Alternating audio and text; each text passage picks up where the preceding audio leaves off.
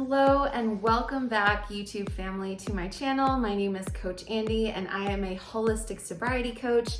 If you're new here, this is the first video that you're watching. I like to teach sober and sober curious people how to level up their sobriety journey, teach them the benefits of taking a break away from alcohol, and sharing tips for early sobriety, as well as a bunch of other holistic healing tips.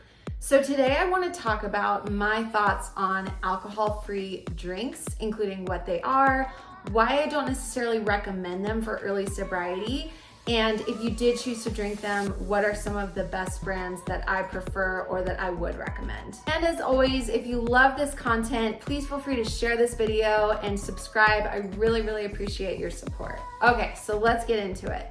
What is an alcohol-free beverage? Well, in the instance of what I'm referring to for the sake of this video, an alcohol-free drink is a beer, a spirit, or a wine or champagne that has the alcohol removed. So what I'm not talking about is like if you drink a club soda with lime. Yes, technically that is an alcohol-free beverage, but that's not what we're talking about here, so you can keep drinking those. So non-alcoholic beverages, alcohol-free alternatives have kind of skyrocketed over the last few years.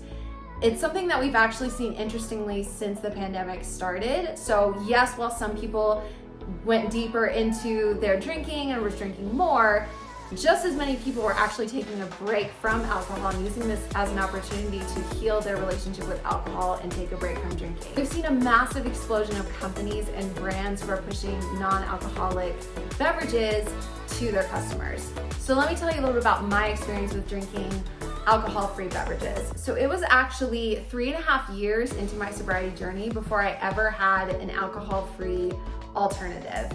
I spent the first 3.5 years of my sobriety journey just drinking water and tea and coffee and normal drinks and club sodas and soda waters. And I actually wasn't even aware at how big the alcohol-free industry was until someone pointed it out to me and told me that there were things such as non-alcoholic champagnes, which I was super interested in. So at about 3.5 years sober, I decided to order a bunch of different things that I had never tried before because I wanted to try them and I wanted to see, do they really taste like the real thing? And I was really surprised that they did. One of the first things I ordered were the Gruvi non-alcoholic champagnes. So they have like one that's kind of supposed to be like a rosé and another one that's more of like a sparkling white wine. And so I ordered both of them and I was shocked at how real the taste was. It was a little bit like sparkling fruit juice though when it comes to the Gruvi drinks. So I liked it, but I wasn't like wowed by it. So I continued to drink it because at that point I thought that that was all that was out there. But since then I found other ones that are way more realistic. The Shirley brand tastes legit just like champagne. It actually is crazy. I looked at the label multiple times to make sure that for sure it was non-alcoholic because it tasted so much like the real thing I couldn't believe it. Another thing I really liked is the Ritual Proof tequila. So non-alcoholic tequila. The Ritual Proof non-alcoholic tequila. So it's got a little bit of a spicy flavor to it. So you could almost make like a spicy non-alcoholic margarita with some margarita mix or just make it fresh with like lime juice and some club soda. And I actually really enjoyed that. I used to make like little non-alcoholic margaritas once I discovered that, so I was really a big fan of those. Another thing that I really was interested in was non-alcoholic beer.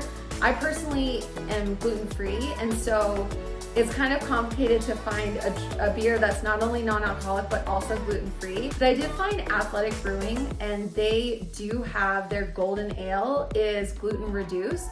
So I was able to try that, and that also tasted so much like a golden ale beer. It was crazy. It was just the flavor when I tasted it. I just kept checking the label like this can't be real. One thing that I did notice though when I was starting to experiment with all these different alcohol-free drinks and all these different mocktail alternatives was that my mindset around drinking them almost started to mimic what it was like when I was drinking. So for example, I would like start thinking about them throughout the day and looking forward to later in the day when I was planning on having one, which doesn't really make any sense because there's no alcohol in them. So technically I could have them anytime.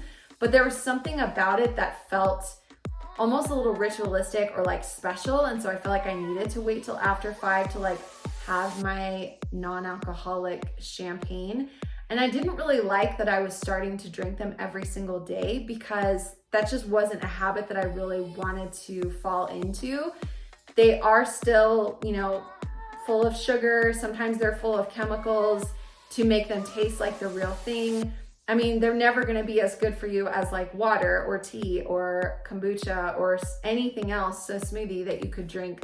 And so I didn't want to fall into the routine of drinking them every day. So I actually went months without ordering any anymore, because I didn't like that my mindset around them had shifted. And I was like almost treating it like I was treating regular beverages that would have had alcohol in them. So in general, I don't really like to recommend them to people in early sobriety for a couple of different reasons. One being that the taste of them can be triggering. For me, when I was 3.5 years into sobriety, before I tried one, I was okay with tasting it and having it taste very close to the real thing, because it didn't, for me, make me feel tempted to want to go and drink the real thing. But I could see how in early sobriety that could be really tempting, because it almost tastes just like the real thing, but it's not satisfying that alcohol craving. So I feel like it could be a slippery slope that could lead you back to drinking. Another reason that I don't recommend it is because I just don't think that it's a good habit to be formed. I don't think we should be substituting one thing in place of our addiction because we're just creating an addiction to a new thing. I think we need to be changing our mindset and building new habits around this break that we're taking from alcohol. The third reason that I don't recommend it is for all the reasons I just said. It's just not a great, healthy alternative when there's so many other things that you could be drinking that could be beneficial to you.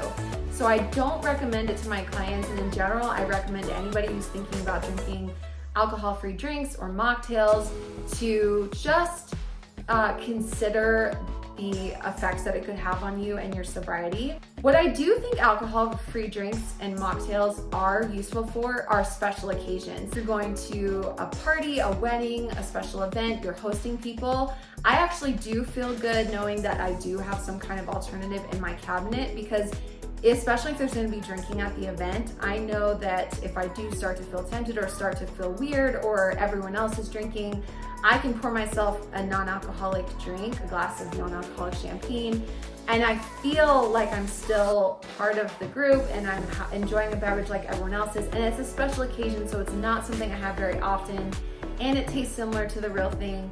Then I could see it being useful, and that's when I really enjoy it. I just, for me personally, don't find it to be helpful to be consuming it every single day.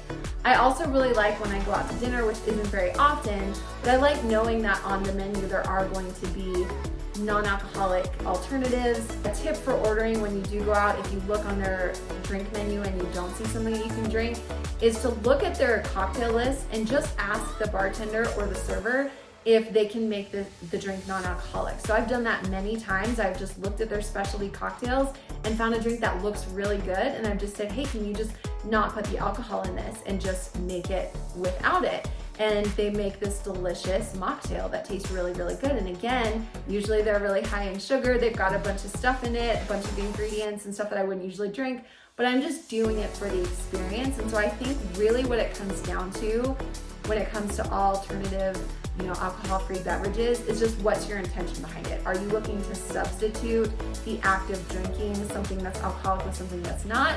Or are you just looking to enhance the experience, enjoy yourself, not have to worry about drinking or taking your mind off of drinking? And then I could see them being really, really useful. Thank you so much for tuning into this video. If you found this helpful, please let me know in the comments or share this with a friend. And if there's other topics that you'd like me to cover here, all about sobriety or being sober curious, I would love to hear from you. And make sure you subscribe, because I'm gonna be releasing new videos every single week in 2022. I hope you guys are having a great day and a great week, and I'll talk to you soon.